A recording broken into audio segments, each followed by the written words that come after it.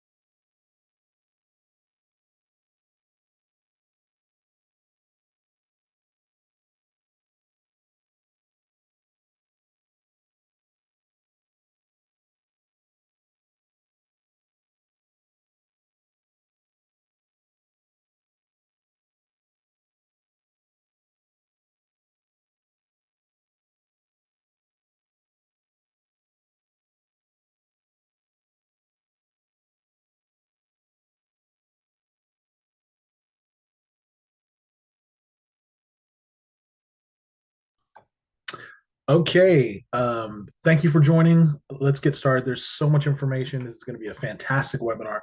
Again, my name is Cooley. I'm the Targeted Outreach Director for the California DFPI. This is the Starting Your Own Business webinar. Let's jump right into it. A little bit of housekeeping. First, your cameras and microphones have been turned off. Please use the Zoom's Q&A feature to submit your questions. We have a dedicated section at the very end of our webinar to answer any of your questions live. So again, please submit it there. The views and opinions expressed in this presentation are those of the presenters. They do not necessarily reflect the views or positions of the DFPI or the U.S. Small Business Administration, also known as the SBA. This presentation is for educational and informational purposes only. This is not financial advice and does not replace independent or professional judgment. We are a big advocate of doing your own research, and you're here today to do that. So thank you. The DFPI does not assume responsibility for the completeness of the information presented in this presentation, but I've gone through this slide so many times and updated as much as I could. If you want more information, you can visit our website, dfpi.ca.gov. You can also email our outreach team. It's at outreach@dfpi.ca.gov. Okay. A little bit about the DFPI. Who are we? What is our role? What do we do? DFPI is California's we regulate financial products, professionals, individuals. Our purpose is to maintain a fair and healthy marketplace for all Californians. The department accomplishes this through regulation of regulation and enforcement of financial laws. But something that a lot of people don't know that we do is things like this, providing presentations, free presentations in person and virtual throughout the state of California. We try to protect customers by informing them, creating awareness, and preventing them from falling prey to frauds and scams. For more information, you could go to dfpi.ca.gov/consumers. All right. I do want to share a couple different small business statistics provided by the SBA. So 99.9% of U.S. businesses are small businesses. There are more than 33 million small businesses in the United States, which employ about 61.7 million Americans. 2020 census data shows that small businesses rely on banks for credit union, with roughly 68% of them applying for new credits. And census data from 1994 to 2020 show an average of almost 70% of new businesses survived for at least 2 years. The 5 year survival rate was almost 50%, and the 10-year survival rate was about just a little over 33%. So I provided a link there if you want to read some more. It's actually really great information and statistics if you want to look through it. It also provides information on small business ownership from African Americans, Asian Americans, women, veterans.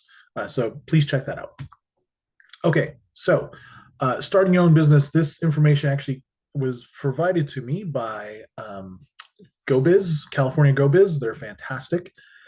So first, what you want to do is you want to choose a business structure, right? For the most people, it's going to be a sole proprietorship. That means that it's an individual who takes sole ownership and sole liability of a company, right? So there's other types of business structures: LLCs, LLPs, corporations. I've given a link there to the California State Secretary of State, which explains a lot of these different business structures. So if you're considering building your business, starting your business, please check that out. Learn a lot more about it because it's kind of the first step you need to take, right? How am I going to form my business, and what are the liability and benefits of those?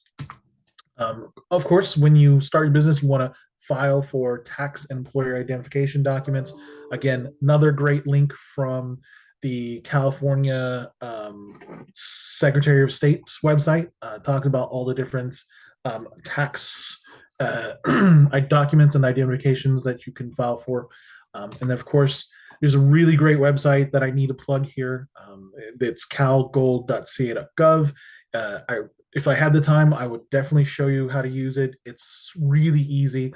You type in the type of business that you're looking to start. Maybe it's automotive repair.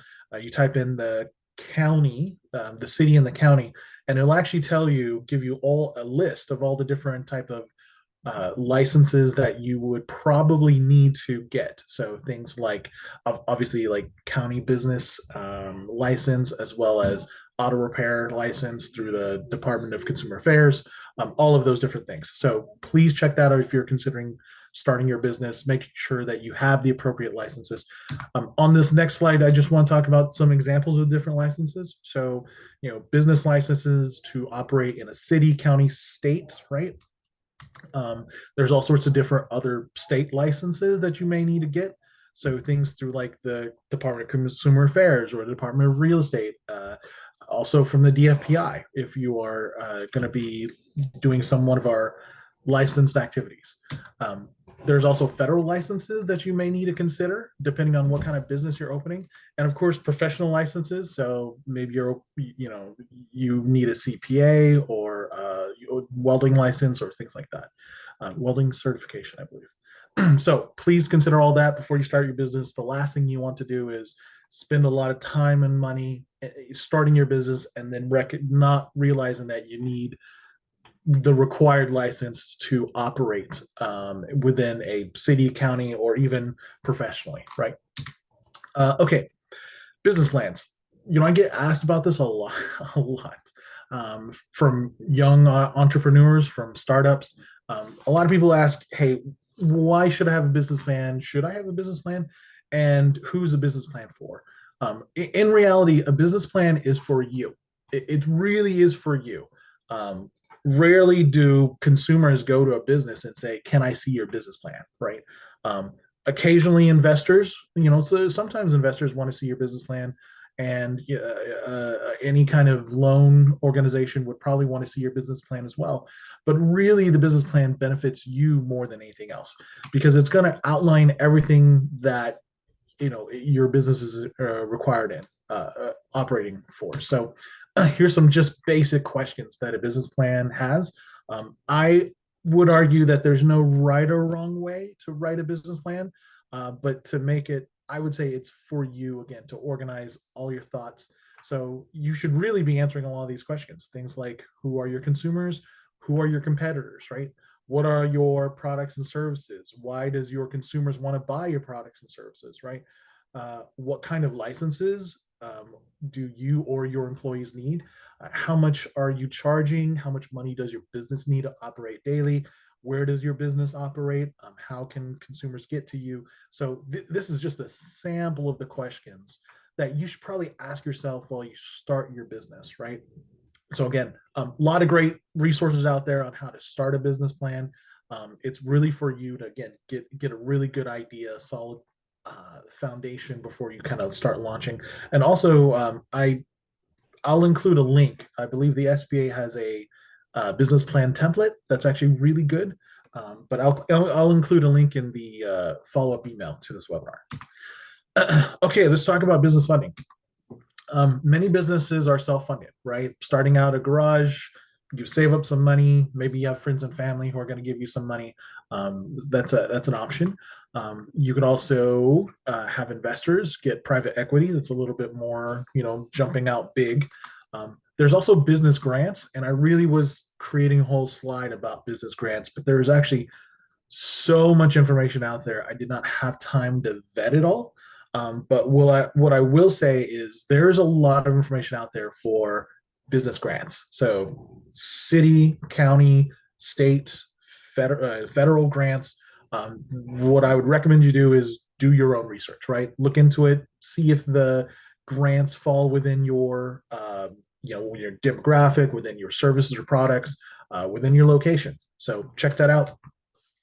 The other way to fund a business is through loans, right? You could get a loan through friends, families, partners, banks, credit unions. I don't want to talk about incubators yet, but banks and credit unions are again, as that statistic shows, a place where many businesses go get funding. I also want to plug the California Office of Small Business Advocates. There's a link to them. They talk about funding grants. They also talk about state loan programs. And with that, I want to talk about the U.S. Small Business Administration, also known as the SBA. With us today, special guest is Heather Lutzy. Heather has served as the SBA's district director in Sacramento since 2017. She's an experienced leader who understands the challenges of small business owners who want to start and grow companies in Northern California. Previously, she worked as a senior vice president at a community bank where she ran the small business lending division. So everyone, please welcome Heather to talk about the Small Business Administration. Thank you so much. I'm happy to be here and happy that the DFPI puts on presentations like this to the general public to educate and encourage entrepreneurship. So we can go to the next slide. So SBA was founded back in 1953 based on the Small Business Act. And we have several areas of focus. The main areas that we focus on are accessing capital and equitable access to capital, as well as contracting opportunities through the federal government.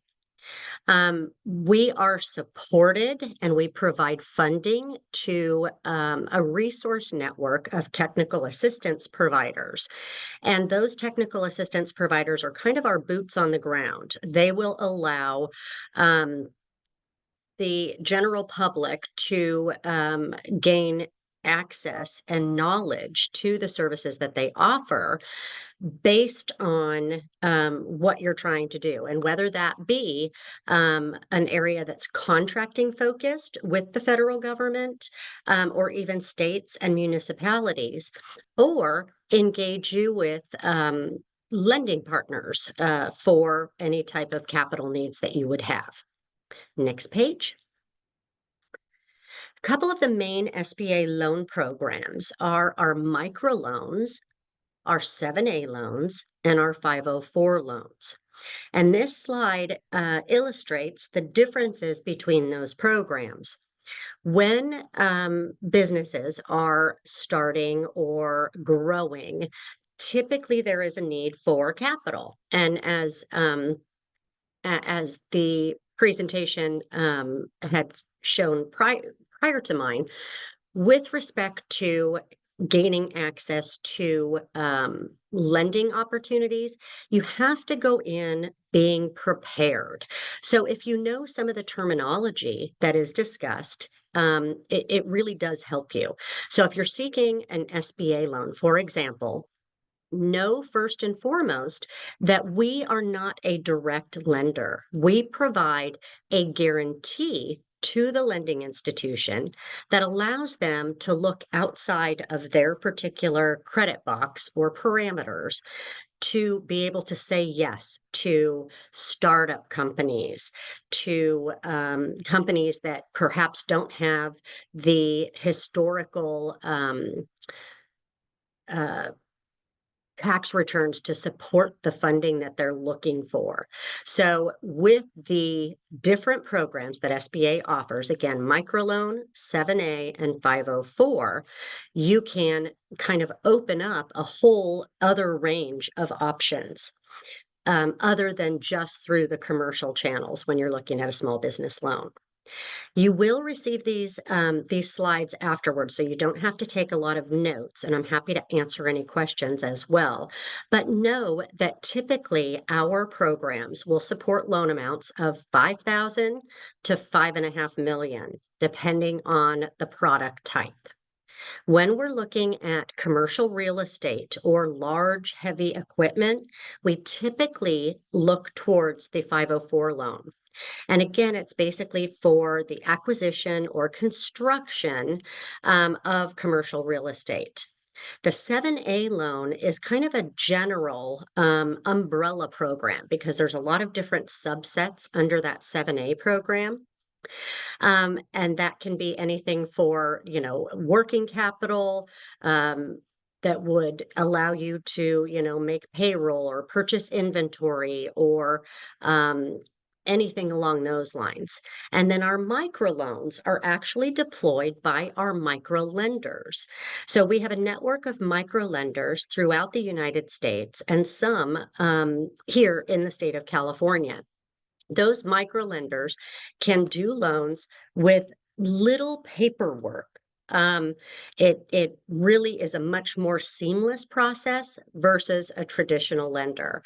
But the caveat there is they go up to 50,000 as a maximum on that. The next slide, please. So the program benefits to borrowers. So it allows you to access capital when the lender is not able to make a direct loan. If you've went out seeking capital and you've got a decline, you may want to go back to that same lending institution and say, okay, what about an SBA loan? What about a government guaranteed loan? Because, of course, SBA is not the only government lender out there. We are the only one that has the sole focus on starting and growing businesses. But there's other opportunities as well. For example, with USDA, the United States Department of Agriculture does loan programs as well. We also, through the programs, because they are regulated and governed through SBA, it allows the maturities to exceed what a typical lending institution's maturity level would be.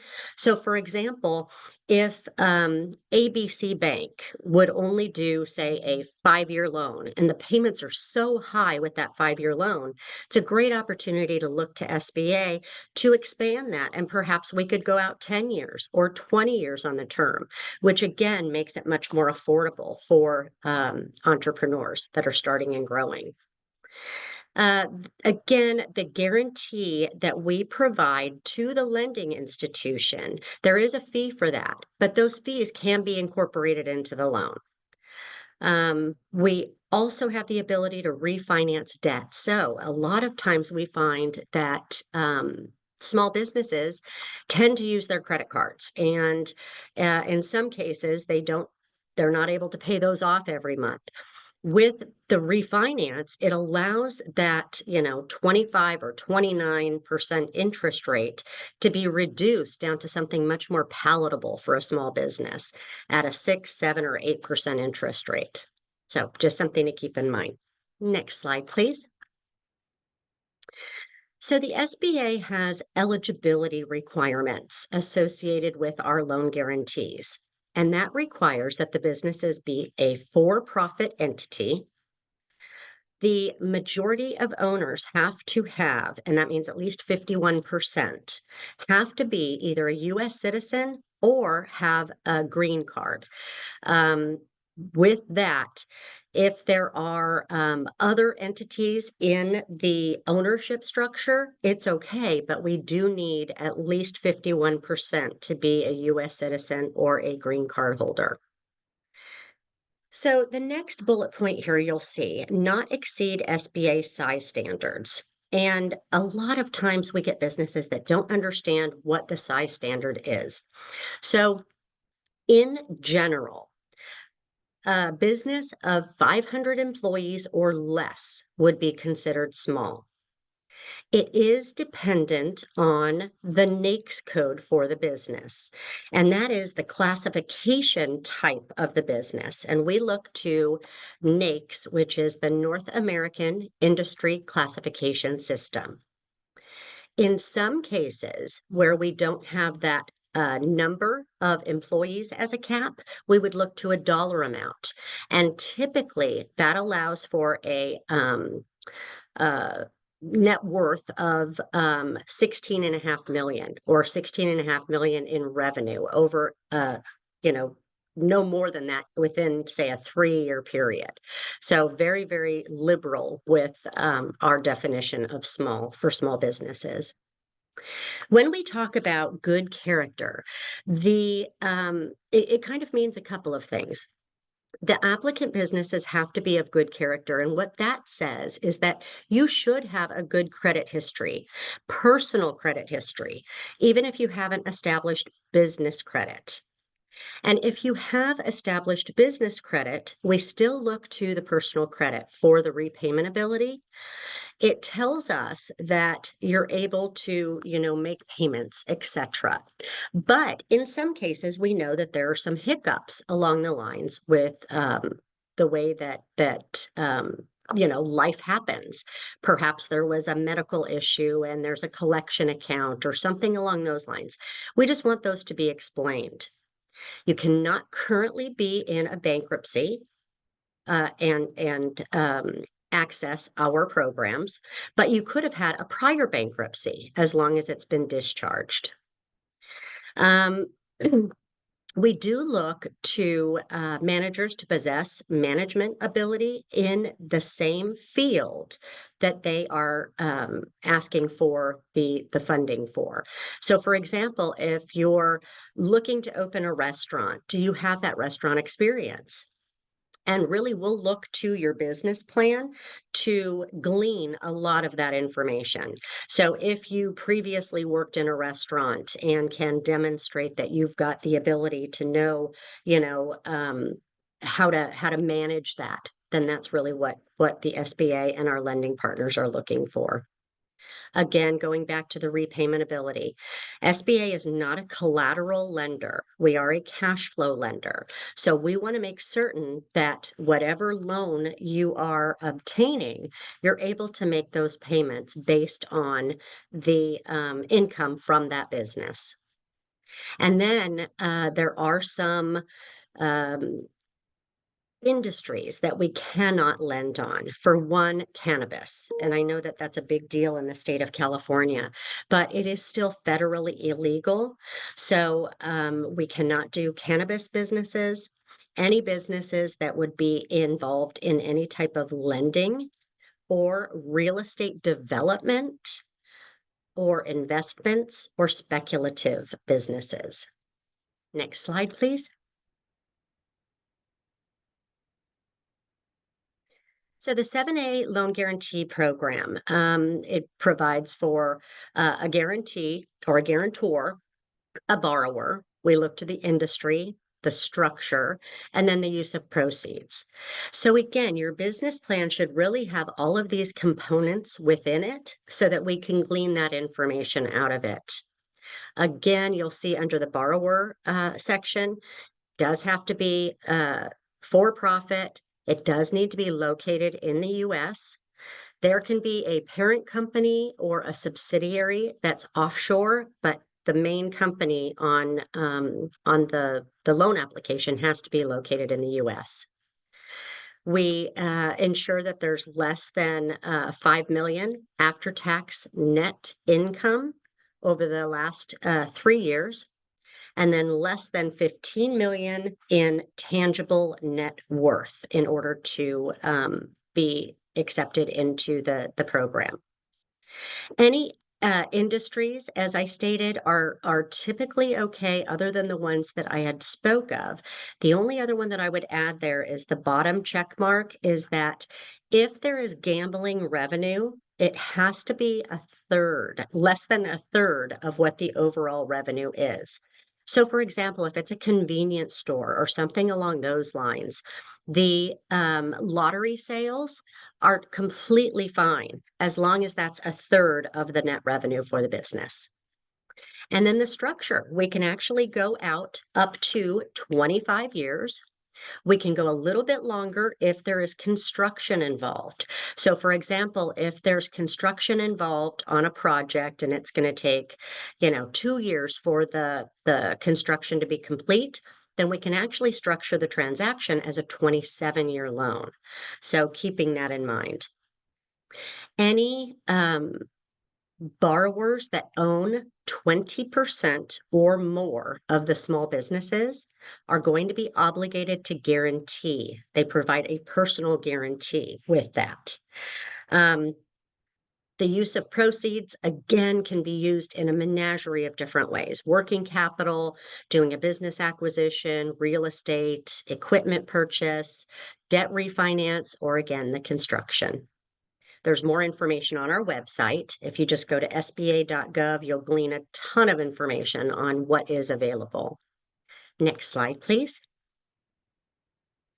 So the 504 program operates a little bit differently than the 7A in the fact that there are essentially three partners in this 504 transaction, and that is the lender, a CDC or certified development company, and the actual business or company. So the company is required on a 504 loan to inject a minimum of 10% into the project. So there would be, say, essentially a down payment of 10%. The CDC provides financing up to 40%, and that's guaranteed 100% by the SBA.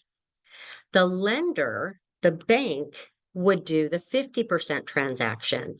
And the beauty in that is that lending institutions love to utilize this program because they're only doing a 50% loan and they get a first trust deed on that property.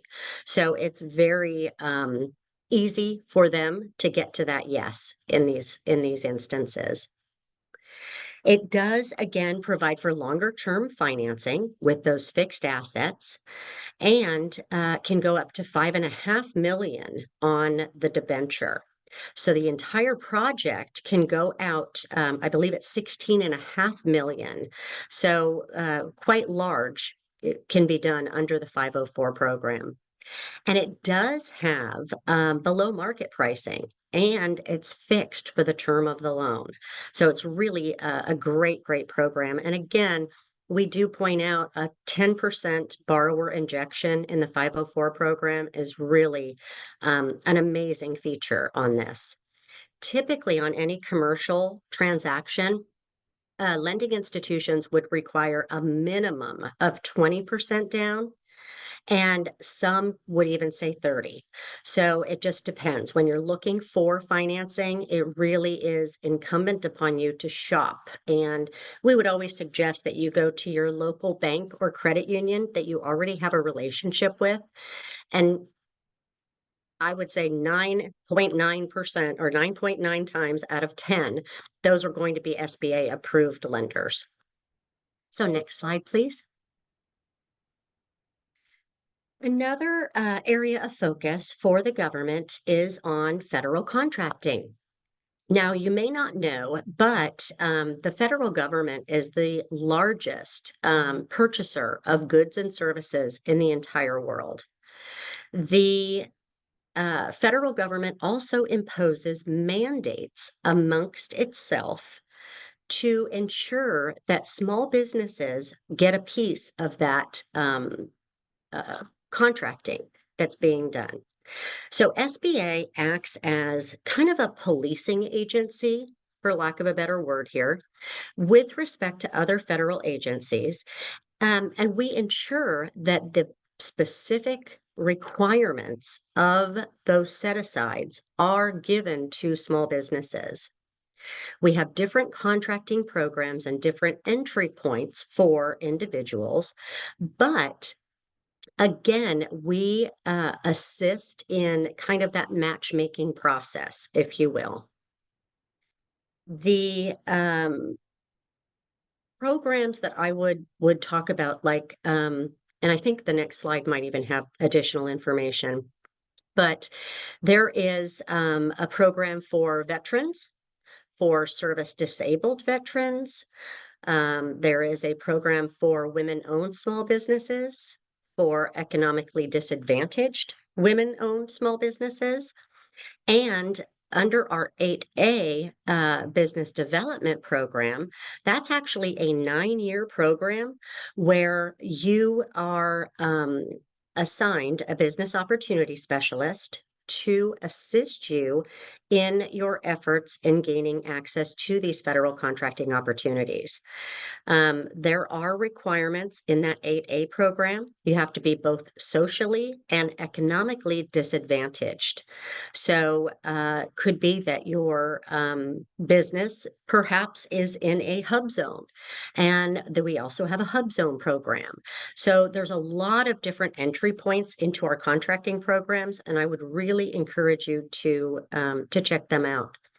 The federal government really does use anything from pencils to lawn care to catering, anything that you could possibly think of, in addition to those ones that you might have thought of off the top of your head when we're talking about contracting, such as paving roads or working on the levees or dams, etc.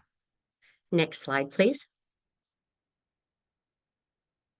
So again, this is the slide that I thought. So office supplies, professional services, so engineering, architectural, logistics, IT, etc.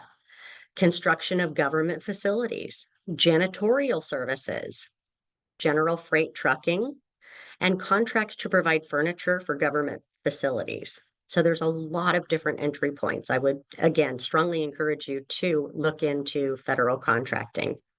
Next slide, please.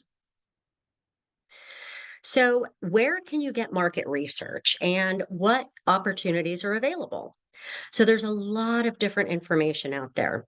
I will tell you that the firms dealing with the federal government must be registered in sam.gov. And SAM stands for Systems for Awards Management.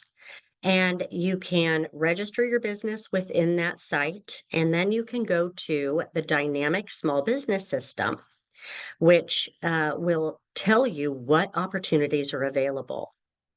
There's also the Interagency Contract Directory, so that'll tell you who to contact, what contracting officers are at what agencies. Then you can do additional research at USA Spending or the GSAE Library or the Acquisition Central. Next slide, please. Now, I know that that sounds like a lot of information, and you're probably thinking, oh my gosh, even if I get into this system, then what do I do? So we have a solution for that.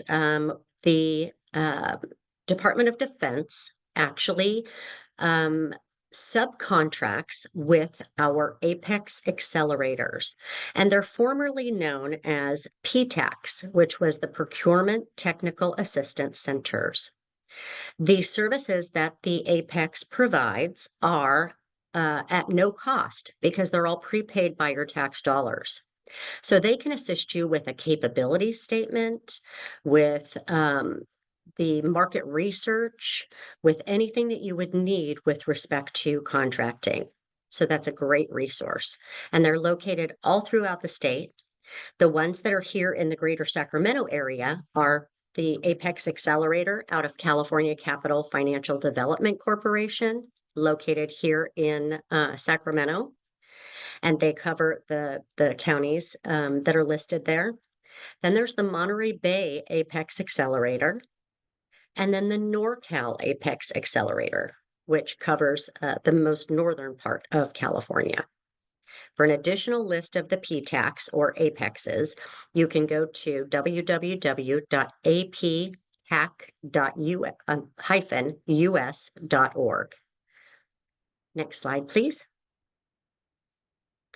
So the SBA also funds a vast network of resource partners, and I talked about that on my first slide.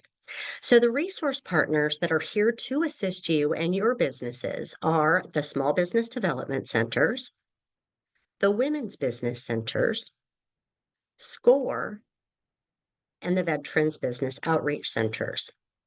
So here in the state of California, we are very, very lucky that the state, through the California Office of Small Business Advocate, also assists in funding these entities. So they provide supplemental funding to the SBDC centers, the women's business centers, and the VBOX. The SBA, again, main funder. The programs were incepted about 60 years ago.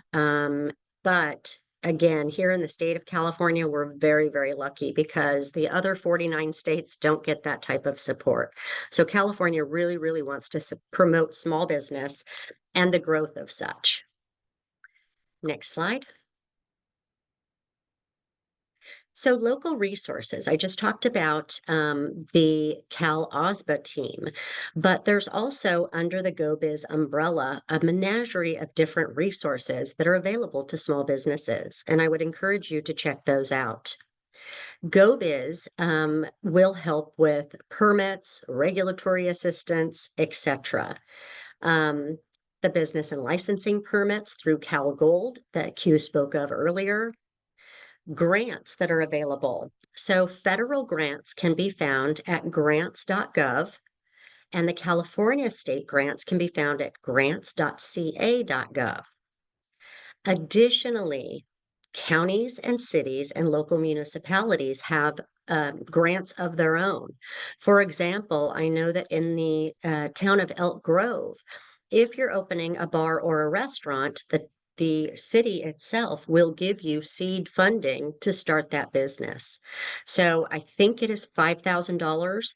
I'm not positive about that, but definitely check in Elk Grove if you're thinking about opening a bar or a restaurant in that area. There are also other ecosystem partners that are available to assist you in your journey. And that would be through A Million Cups. It's an organization that meets actually once a week and in different areas around the state. Here in the Sacramento area, the Million Cup Sacramento, I've got their link there. The Carlson Center for Innovation and Entrepreneurship is located at Sacramento State University, and that's a great resource as well. The Growth Factory, located in Roseville, the Sacramento Better Business Bureau, Startup SAC, again, the city of Elk Grove, and then Roseville Venture Lab. There are a lot more throughout the state, so depending on where you're joining us from, we can get you those resources. I would also mention that SBA being a federal agency, we do have offices throughout the country.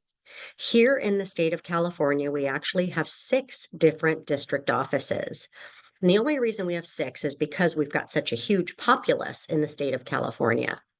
But we've got district offices that are located in San Francisco, Fresno, Los Angeles, Orange County, Inland Empire, San Diego, and then my office here in Sacramento. So any one of us can assist you with additional partners should you have that need. Next slide, please. The other area that the SBA covers is in times of disasters. And this is basically the only time we do any type of direct lending is for disaster victims. With SBA and our disaster team, we work hand in hand with FEMA. And with that relationship, we go out to areas that potentially have been hit by hurricanes or floods or fires or earthquakes or any type of disaster that you can think of. And SBA offers assistance for those disaster survivors, and that can be to a small business, to a homeowner, or to a renter. We also lend to nonprofits under that program. So you may have heard of the economic injury disaster loan during the pandemic. And that was a program that our small little agency received over 19 million applications on.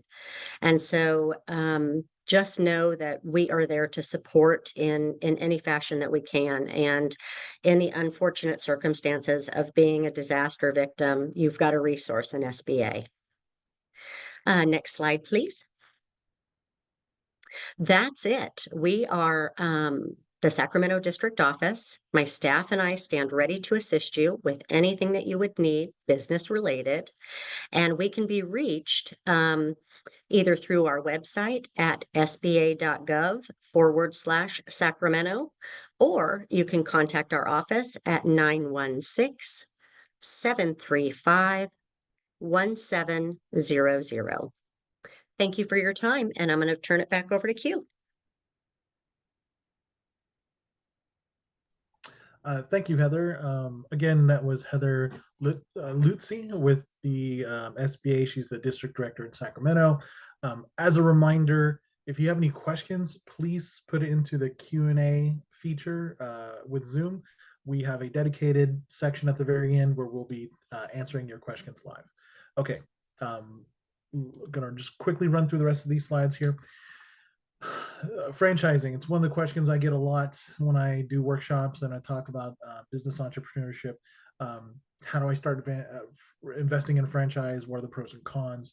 So with pros, some of the pros of investing in a franchise is brand recognition. Sometimes investing in a franchise, the franchise will give you administrative support, things like marketing, advertising, sometimes legal assistance, and then of course many times the franchise will have established products and services. But we do want to caution you to do your research, because franchises are an investment. Many of them have a high upfront cost. So the average in the United States is about $250,000. That's an old number from 2019. So it might be higher for upfront costs to invest in a franchise. Sometimes the application process can be very long. It could take up to a year, maybe 2 years. You have limited customization and personalization when you invest in a franchise. You have to use their formula, use their products, and you have to conform to their rules and management and regulations. So those are the cons. Again, we highly recommend you do your due diligence if you're thinking about investing in a franchise. And many people don't know that the state of California, the DFPI, actually requires franchises to register with this. And with that, I'd like to introduce Afi Egbaldari. She's senior counsel with the DFPI's enforcement division. She's going to talk a little more about franchise investment law. Afi? Thank you, Q. Next slide, please. Again, disclaimer here, this is for educational purposes. We are not providing legal advice. Next slide, please.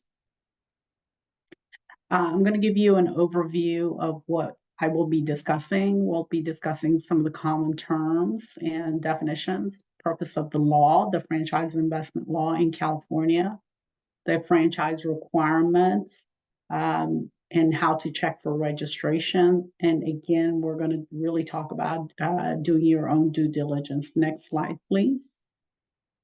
Here's some common terms. Franchisor, that's the seller. So franchise seller is the company that is granting the franchise. Franchisee is the buyer, the person to whom a franchise is granted. FDD is the term we use for franchise disclosure document. This is really important to know. Next slide, please. So what is a franchise? Franchise is an agreement between two parties. You've got the franchisor, who's the seller, and the franchisee, who's the buyer, by which a franchise is granting the right to engage in the businesses of offering, selling, or distributing goods or services under a marketing plan. And it has to be a turnkey type of plan. So essentially, the plan or system is substantially associated with the franchisor's telemarketing, and a logo or symbol, and they have a lot of control in how you do the business. So they have a turnkey plan, they have a marketing plan, they should have a trademark, a logo. So when I say trademark or logo, think about the McDonald's M sign. And then the franchisee, that's the buyer, gets the right to offer goods or services. And in return, they're paying an initial franchise fee, and that varies from company to company. And they have to pay regular royalties to the franchisor. That's the seller. Next slide, please. Okay, not all states require registration for franchisor to register their franchise. And if you can see, California is one of the states that requires companies to register their franchise. There are other states that require franchise filings, and that's in that dark navy blue color, like the state of Texas. And then the remaining are non-registration states. So what is the difference between, let's say, California and Texas, where California is filing a registration state, where Texas just requires filing? So here, in both states, the company would be required to file all the documentation. That would be the FDD, the statement, their financials with the agency. The difference between Texas and California, for example, is that in California, we would have to review and approve that registration before the company can offer or sell that franchise here in California, whereas in Texas, they don't have to go through that approval process. Next, please. So what is the purpose of the franchise investment law here in California? Our intent is to provide each prospective franchisee, so that would be the buyer, that would be the consumer, with the information necessary to make an intelligent decision regarding the franchise, what is being offered, what is being sold, if there is potential fraud. So, for example, we want you to have all the information that you would need to make an informed decision. Next slide, please. So as I stated, California regulates franchises. Before the company, that's the franchisor, offers or sells a franchise to a California resident or in California, the company must register that offering with the Department of Financial Protection and Innovation, that's us, unless the company is exempt. There are most of the exemptions require the franchisor to file a notice of exemption with the Commissioner of Financial Protection and Innovation. And if that notice is not filed, they lose that exemption. Next, please. Next slide, please. Okay, so franchise registration requirement. A registration, when a franchisor registers the franchise, That registration is usually valid for a year. And what do they file? They file their FDD, the franchise disclosure document, their financial statements, sales agent disclosure form. And in that franchise disclosure document, they provide a lot of disclosure information. For example, who's the franchisor, who are the parent company, who are the officers of the company, what type of experience do they have? Do they have any type of litigation against them? Or did they file any type of litigation, any type of bankruptcy? How much does it cost to open that franchise, or the estimated cost? What is the estimated profitability? A lot of information goes into that franchise disclosure document. You really need to pay attention to that document. And the franchisor, if they plan to offer and sell the franchise, even if they were initially approved by the department, they still have to renew annually. That means they have to provide us with updated FDDs, financial statements, everything, all the information. And that's only if they're planning to continue to offer and sell franchises in California. And if there are any changes, so let's say a franchisor files their initial or renewal application, we approve it, but somebody sues the franchisor or they're suing someone else. So there was a material change, they will be required to file a post-effective amendment with the commissioner. Next slide, please.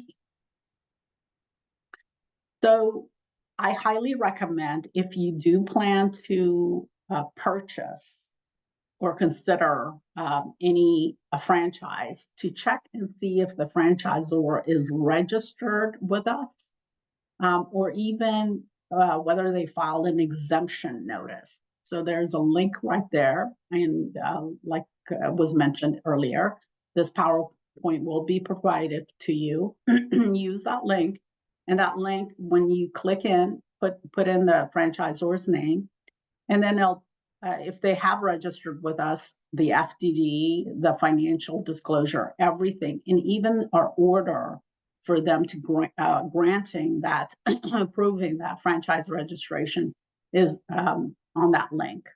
And as long as the franchisor discloses the required information, we must approve the application. So essentially, the commissioner is reviewing all the documents and deciding whether or not that franchise, the offer and sale, is fair, just, and equitable before the commissioner can approve the offering. Next slide, please. Next slide, please.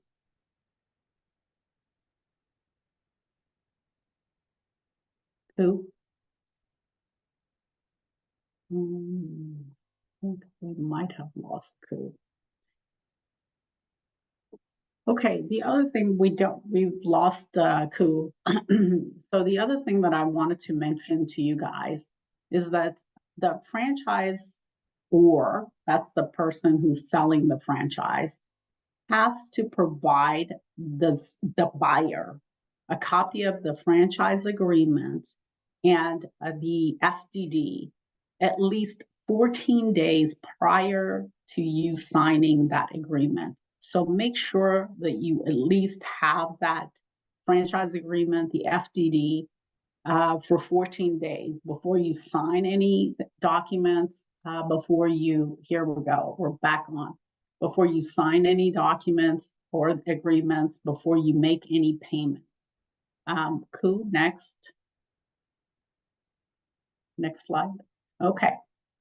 No, go back to, yes, thank you. As far as your doing your own due diligence, it is important for you to do your due diligence. In other words, check and see if they're registered or they have filed an exemption.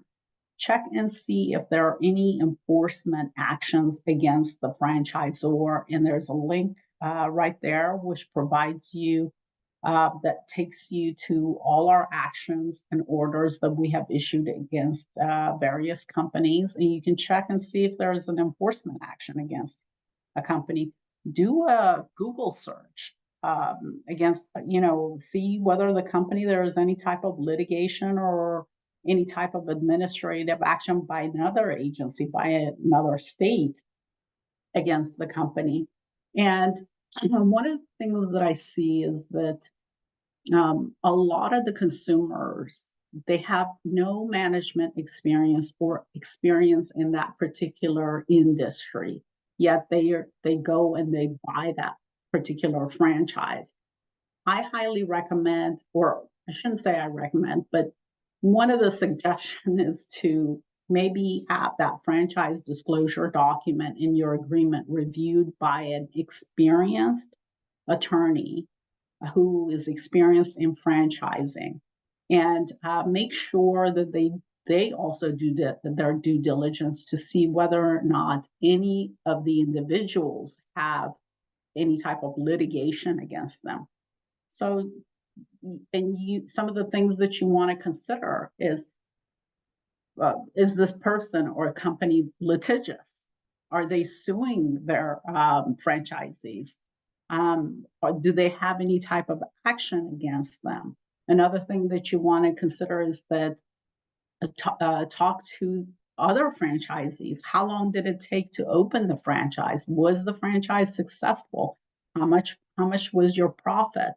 Those are some of the things that you probably want to consider and check. And an experienced franchise attorney could do that for you. Next. And thank you so much. If you have any questions, please let us know. Thank you, Afi. A lot of really great information there. I know we're approaching 1 o'clock, but we will stay after. We'll continue on. I know some of you have to drop off, and that is okay. This webinar is being recorded. The slides will be sent to you after a copy of the slides will be sent to you in an email after this webinar. The webinar is going to be published on our YouTube channel, so you could rewatch it, watch anything that you missed. So we'll be continuing on. So also a reminder, and if I see some great questions already being put into the Q&A, if you want to be a part of the Q&A, please put your answers in the Zoom Q&A feature. We will answer it still at the very end.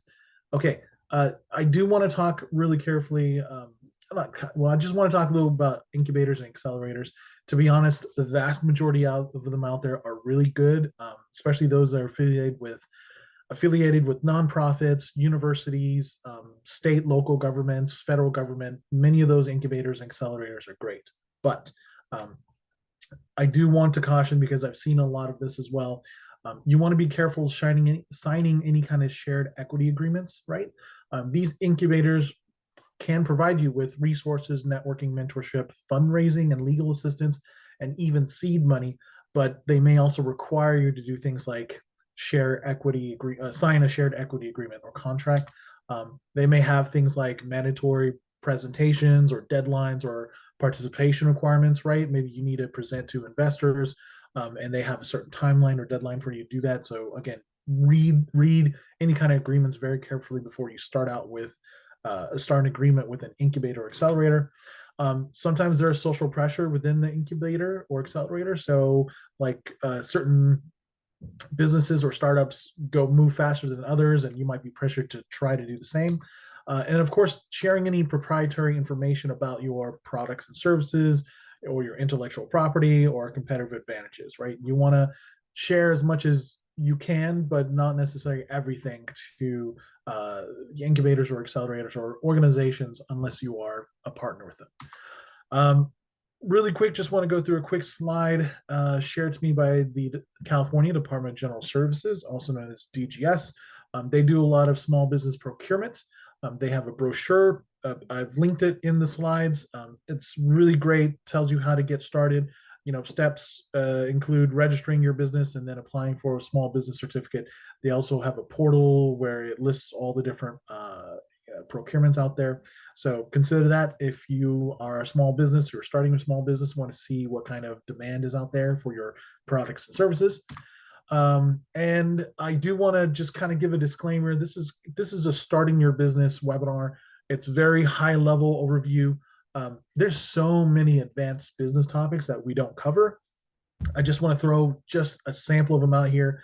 Things like business law, marketing, reputation management, pricing strategy, growth and expansion, accounting and taxes, hiring development, motivating employees, initial public offerings, investor relations, and private equity. We don't cover any of that.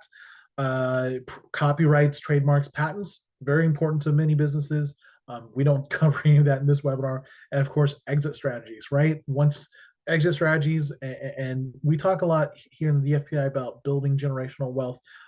Starting your own business is definitely a pathway to building generational wealth, but sometimes you just want to sell it off, right? Maybe your beneficiaries don't want to continue on your business, so thinking about exit strategies is definitely important. Okay, with that, Q&A. Looks like we have one question pending. If you do have any questions, again, we're going to go over and answer. Take as much time to answer any of your questions that you put into the Zoom Q&A. Right now, this one, I'm just going to read it. I am a magazine publisher, 40 years in business. Congratulations. Interested in franchising our program and systems. We're based in California. Are we eligible to register in California given we're a publication? So, Afi, you want to answer this? So I'm going to point you to Corporations Code section 31110. It says it shall be unlawful for any person. And then you have to go and look at what the definition of any person is, to offer or sell franchises in California or a franchise in California unless the offer of the franchise has been registered or exempt. So what I recommend to you is take a look at that section and take a look at the exemption and see if you are exempt from registration. If you are exempt or you think you're exempt, file a notice of exemption with us. Make sure you file the proper notice of exemption with us. If you have any doubt whether you should register or not, please seek the advice of a private franchise attorney, a reputable franchise attorney who could guide you. And then if you are required to register, then I would recommend to file the proper documentation, the FDD, the financial disclosures, and a reputable, experienced franchise attorney can also help you with those filings as well.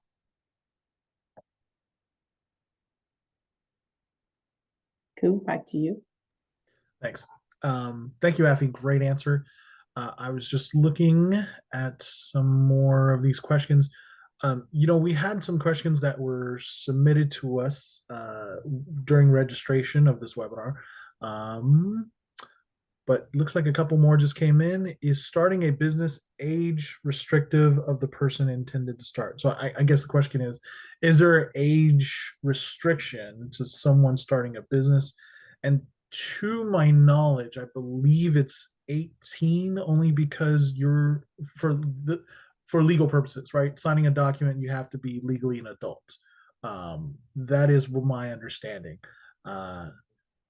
If you have partners, let's say you're a young adult and you want to start a lawn mowing business or whatever, small little business, you may find an adult partner to help sign for you. But yeah, from what I understand, it's 18 because of the legal document requirements. Let's see. Small business information that has been shared today. Does it include information on starting a web-based business? No. So we don't talk about web-based business in this webinar, mostly because it's web-based businesses could be anything. It's very broad. For the most part, if you are based within a specific geographic location, you want to be licensed there. So let's say you have a online shop, you're selling doodads, right? If you are in, let's say, Sacramento, you want to be sure to have a Sacramento business license to operate because you have to pay taxes. So on the earnings that you may sell online, even though you're selling to, I don't know, Japan, Europe, around the country, uh, all that revenue that you generate, you have to pay taxes on, and you have to pay that locally, and you may have to pay certain state taxes as well. So, in general, regardless of whether you have a web business and whatever the web business may be, you're going to be liable for business taxes, right? So I hope that's useful. Let's see, lots of really great questions coming in right now. Let's see. You know what? Let me go to one of the questions that we received in the registration process. What advice would you give a business that intends to run as a co-op with non-hierarchical management? Any specific advice for obtaining loans with the above structure in mind, since the risk would seemingly fall on a select few, not all managers. So I don't know if Heather would be able to answer that.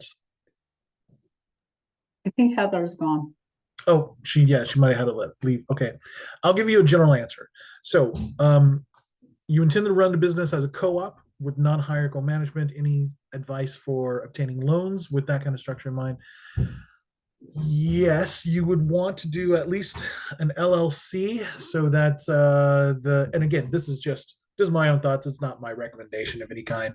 This is not financial advice or legal advice of any kind. But I think an LLC would protect the vast majority of the co-op, right? And yet still put liability on certain well, the liability would be limited to the company.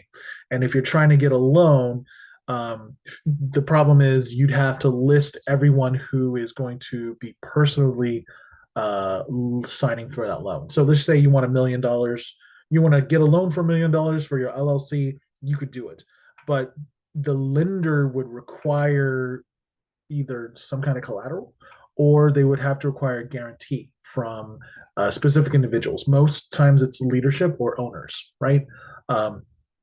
So you can have certain individuals listed as owners of the business. A co-op is kind of strange because there's a lot of owners involved. At that point, you'd have to decide who would be a guarantor of the loan. Again, not a I'm not a legal expert here, but I would definitely look into an LLC to get a loan for that kind of a co-op. Interesting question. Very good. How can you start an e-commerce business? Do you need to be on social media to be successful? So, generalized question, I would say no, you don't need to be on social media. You could start any kind of e-commerce business. I know an individual that has their own Amazon store, and they're just kind of piggybacking off of the platform. They have a fantastic product, and people keep going to his Amazon store to buy his product. He specially makes it, 3D prints certain parts, adds in another part that he mills. It works great for him. Another individual I know does a lot of Etsy. They do a lot of work on selling their product through Etsy. So you don't need to be on social media, but I think social media is just a way to market your product. Great question. Thank you. Let's look at a couple more. I know we're past the hour. Best tips for marketing my business. You know what? The best tip I have ever been given, and it came from my marketing class, by the way. If you did not know, I have an MBA, a master's in business. Our marketing professor, Dr. Rice, God bless him, he's an amazing professor and mentor.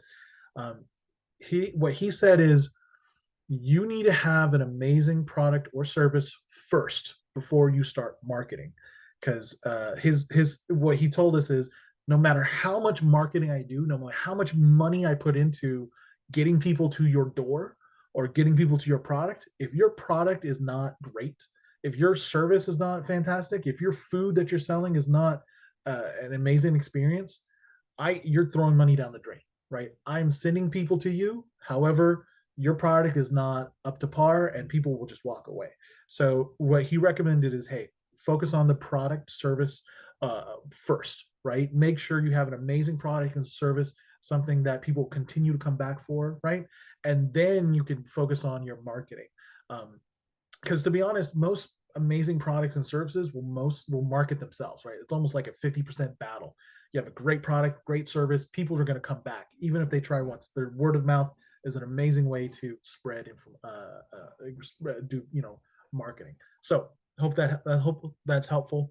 Um, oh, here's a good one, and this one might be for you, Afi. What if a franchise isn't registered in California? Can I still invest in it? Well, I cannot tell you what to do or what not to do, but in order, if you are in California and the business is offering you a franchise, again, check and see if they're registered. And if they're not registered, check and see if they're exempt. That would require them to file a notice of exemption. We provided you with that link. Check and see if they filed a notice of exemption. And if they are neither registered nor filed a notice of exemption, let us know, because they should be before they actually offer the franchise to a California consumer. That is to say, if they are offering a franchise, we have to go through look at certain elements to determine whether or not something is a franchise. And that's something that we can do. Nevertheless, I can't tell you what to do or what not to do, but what I'm telling you is, uh, proceed at your own peril, because if they should be registering, they're not registering, that could cause an issue. If we file some type of disciplinary action against them, we might require the company to pay penalties or void that contract with California franchisees. So those are some things that you want to proceed. If they're not registered, ask them why they're not registered. And then again, let us know. You can file a consumer complaint with the department. Thank you, And Afi. if you have any specific questions about a franchise offering, there are private attorneys out there that can help you. They're experienced franchise attorneys, and you can go to the State Bar of California. They have a free referral, telephone number for attorney referrals, and you can ask them to refer to you a experienced California attorney that mostly does franchises. That person can provide you with a whole lot of information as well. Hope that answered your question. Thanks, Afi. That's really a lot of really great and fantastic information. I'm going to answer two more live questions and two more that was sent to us because I know we're running a little bit over. Let's see. Any guidance available to how to decide if S corp is the right structure for your business? I'll kind of give a quick overview and say that for the most part, again, please visit that link I sent. It's from the California State of Secretary of State website. Talks about all the different business structures. For the most part, S corp, if you have a lot of employees, you could benefit from that. And if you are if you want to pay yourself, right? So LLCs, LLPs are kind of pass through. So the income generated from your business activities passes through to you. But an S corp is kind of like its own entity, and you could actually pay yourself through the S corp and get tax benefits that way. It gets really nitty gritty. There's a lot of technical aspects to it. I'm here with Afi, and I agree. You should, if you're in that situation, I would definitely consult with legal assistance. I'm just more giving you information. So yeah, your situation, I would say, is very would be specific. Hope that answers that. I am a senior citizen. Can I start a business? Yes, actually, many senior citizens have their own business. Some of them just simply start it and hire a team to manage it. Many senior citizens, older adults, they have a life wealth of experience and wisdom, and they use that to launch that entrepreneurship endeavor. So You can. There's really I don't believe there's any kind of restriction on age from a how old you can be to start your own business. So hope that helps. Okay, some questions that were sent to us. Let's see. Where to find valid info on how to create an LLC. Again, I would start at the state of California link and learn more about LLCs. There's a lot of great organizations out there that provide LLC information. If you really want professional help, I know there many legal firms have the ability to help you start an LLC. I think the SBA as well. I wish Heather was here, but if the SBA also provides assistance and links to resources where you could get help starting an LLC. So I hope that's helpful. There's lots of resources to do that. Okay, last one here. List of all the federal local compliance regulations. That again, that link is calgold.ca.gov. I'll again share this. I'll share the slides after this webinar. Uh, that website's amazing. All you do again is just put in your city, what kind of business you're looking to open up, and it'll give you a list of things that you should look into when you're going to start your business. And I'm going to do one more. I know we're definitely over. I'm a long ways from retirement. I'm thinking about starting my own tutoring business. Unsure about how to bill and collect payments through clients. What banking strategies would you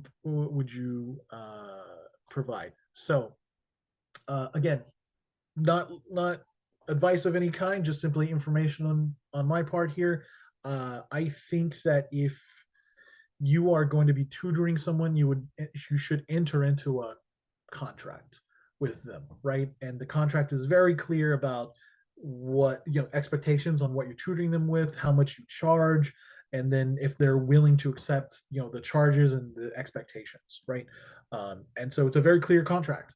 And if for whatever reason, and you can bill however you want, right? You could bill them through Zelle or those banking cash transfer. You could bill by checks if you want, or cash if you want to do that, right? Um, so billing is really not really the issue. I think it's the issue of having a contract, an agreed contract on tutoring individuals. They know what to expect and they know how much you charge. And so therefore, if they decide not to pay after their tutoring services, you could always take them to small claims court and try to recoup that cost, right? Okay, with that, just one more. How difficult is it to patent an idea or product? It is not as difficult as you think, but it is a long process. You have to go through the United States uh, patent service. Am I right here? It's a long application process.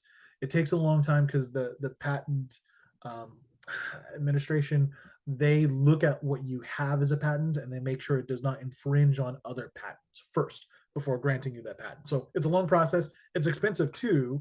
And the cool thing is, if you start out and you have something unique already, they may grant you kind of a I don't want to say it's kind of a temporary patent, right?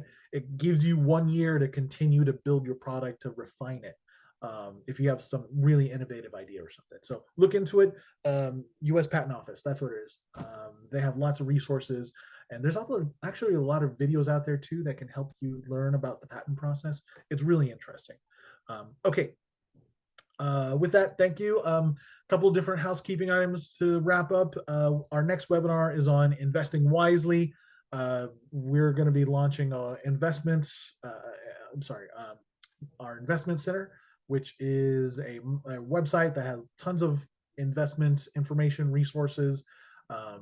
Please join this webinar, learn more about how to start investing wisely, learn all the different tips.